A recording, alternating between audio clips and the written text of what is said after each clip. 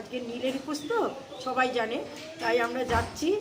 আর এবারে আমরা গঙ্গায় স্নান করে আশপাশের যে ঠাকুরগুলো নিচেতে আছে সেইগুলোই জল ঢেলে চলে আসবো, কারণ আমার ভাসুর মারা গেছে আগস্ট মাসে, যার জন্য আমাদের এবারে ঠাকুরের বড় স্থানে উঠতে পারবো না।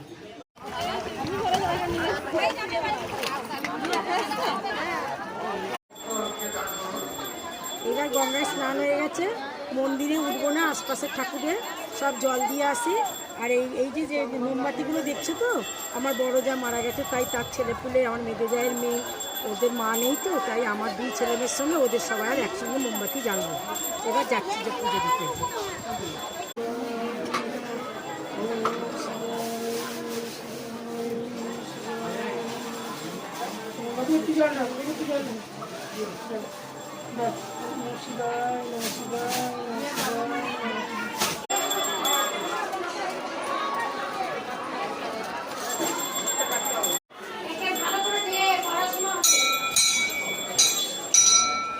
পড়াশোনা হবে, ভালো করে জানলে